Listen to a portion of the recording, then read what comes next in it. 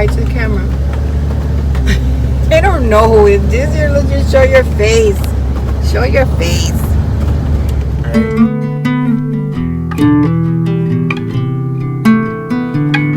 Gotta pick up Yoa today at work. But do some shopping, and I went to get the Damara out because I gotta get a price from Mavis for my brakes. So I'm gonna bring it over there so that they can give me an estimate. First, we're stopping at the Dollar Tree. That guy's parked weird. Oh my gosh.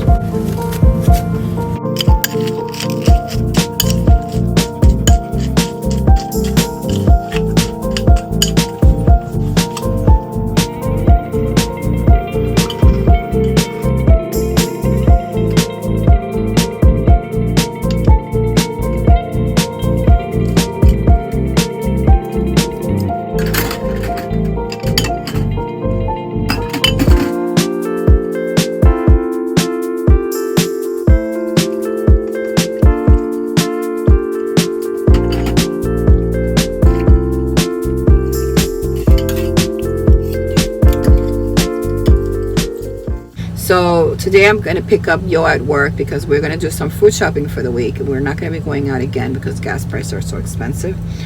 And I know that I said I wanted to go to Alaska. Obviously, I would not have been able to go to Alaska this year with the gas prices being this high. Coming from Florida all the way up there would have just cost me way too much money. Would have been way over my budget. And I just assumed that the gas was going to be around $2.60, $2.50 when I traveled to Alaska because the prices were coming down at that time. And then before the war, I announced that I was planning on going to South Dakota, North Dakota, Montana, and then the war came like a week later and gas prices shot up to $4, and that's just too much. And I don't really want to travel far with this war going on. I think during a wartime, I'd rather stay close to home. So even though I'm planning a trip maybe to Georgia, as that's as far as I will go right now with the gas prices this high, and maybe some places closer to home. And really it's about getting to know the RV, because I'll be honest with you, I thought about it and I thought, it's pretty risky for me to go out in an RV that I don't really know well. I had some problems today with the tires.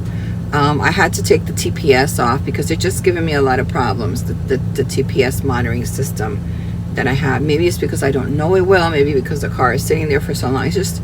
It's a real hassle with my wrist, especially because I need wrenches to take these little things off. And to me, I'm like, you know what?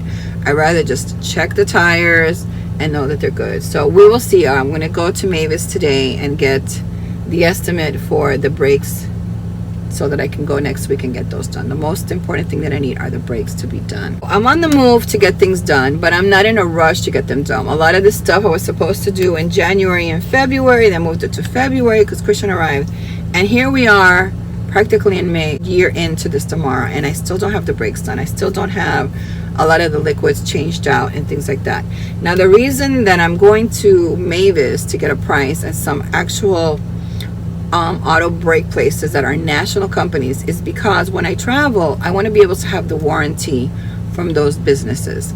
If I go to my local mechanic and get anything with my brakes or anything like that done, and then what happens is I don't have use of the warranty because I'm not at home, I'm far.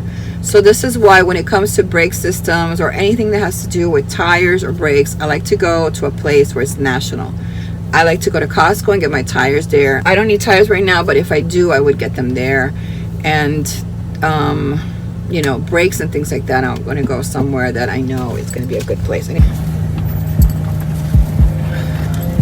Have a good shop in there?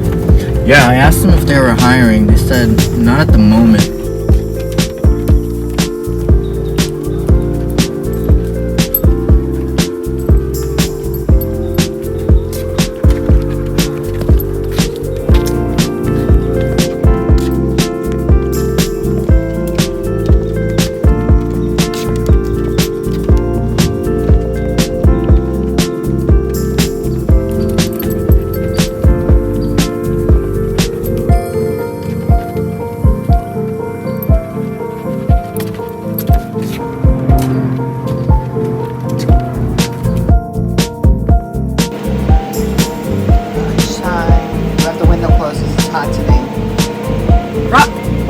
tongue trying to get in my plate? Holy moly. Turn around for 1 second. Guys, I'm here with my chickens. Syringe. I'm trying to revive Avie. She is not doing good. So, and Haven is curious as to why Avie is so quiet. See, there's the hot water bottle. It's keeping her warm on that side. I probably should have kept her in the house last night. I didn't think she was going to be that bad. Not feeling well. You can see that she's just closing her eyes, but she is getting some sun. Stop biting. Stop biting my camera. So I'm just going to leave her here. I'm coming out every couple of minutes, every little bit, like maybe 15 minutes, giving her with this. I'm going to syringe a little bit of water. Haven wants to drink well, this is not medicine. You want this? Look, she wants this. She wants to squirt. This is a little bit of sugar, water, and a little bit of salt to kind of give her some electrolytes. I'm really sick this morning and put her out in the sun because she's going to be warmer here. So last night she wasn't doing too good. She was all keeled over. I thought she was going to pass out. And I put her in the sun this morning once sunlight came up. And hoping that she's going to get better this morning. I've been with this all day long, and I just realized she's not getting better. She has a croup. Her croup is impacted, so you have to massage her and then turn her over. And she's going to vomit all of this liquid out. What she's doing now, she's vomiting like this liquid that's in her. It's in her crop and it's stuck in there. It's got dirt and it's just impacted. Oh. You feel better? I think she feels better. It's like all this like dirt, watery dirt coming out of her.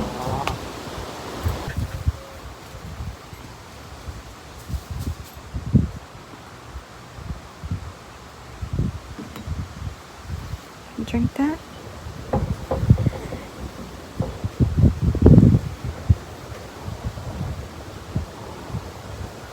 I think I'm going to set up her. She's going to have to sleep in the house tonight. Sadly, after 5 days of spending time with Avie and keeping her in the house, treating her for her illness, she passed away in my arms in the early morning once I woke up on the 5th day. And now Haven is missing her sister. Those of you who don't know what you do when your compost is totally full, this is what we're going to do today. We're going to be moving our compost so that we can use it as soil in the future. But we have to move it to a new location so we can start a new compost. We throw all of our vegetables in here. This is all full. We're going to dump this over to the chicken coop because I'm going to fence it off a certain area so that we can have it over there near the garden because we're going to use that as soil for the garden in the future. But we have to let it cook for a few months in the heat. So Christian has the truck over here with tarp. We're going to scoop everything out of there, put it in here. And then I'm going to use that fence to fence it off in the coop so that the chicken doesn't go into the old compost. So what's in here is basically vegetables to decompose, chicken coop. That's just vegetable waste. Yeah, vegetable waste. Chicken poop is in here. The pine litter that I use for Missy's litter box, I don't put the poop in there, but the urine is still in the pine. That goes in there as well. Christian is doing a good job of loosening the soil so that we can lift up the box and it's easier that way. I want you to see that a lot of this is already dirt because of combining it with sawdust, and that's the trick, is the sawdust. A lot of that is dirt already. It just needs a little bit more to finish it off, and then I could use that for the fall garden. So that's why we're moving it, because in my fall garden I will be able to use all of this dirt. It's going to make some super great soil.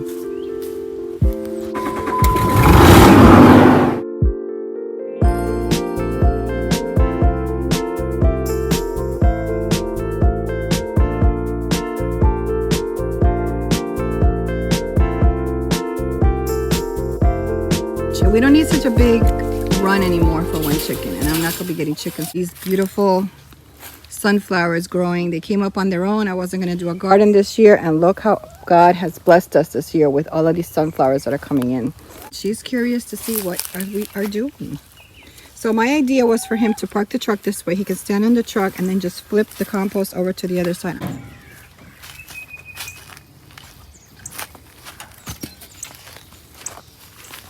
Ingenuity, we had a leftover screen put that here with zip ties. We're putting in some mesh so the chicken can get into the compost. And this is where the compost cushion is here. This is where the compost is going to decompose. All right, let's get this done. So I am just holding this for Pushing him it in. and pushing it over. You can see that this was an old screen door that we don't use. This is why you save everything on the rural homestead, because everything works. In the Cuban homestead. Yeah. Don't throw nothing away. Okay.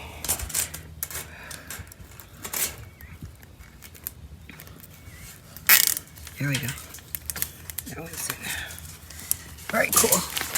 All right, this one's a little bit higher, but we're not going to be cutting none of this because this is just temporary. You know, so you can always fold it over too. All right, let's get this one here on this side and look at the bottom. And then I got another piece there for the door. I'm going to make it like a door because if I have to get in there, I could open it.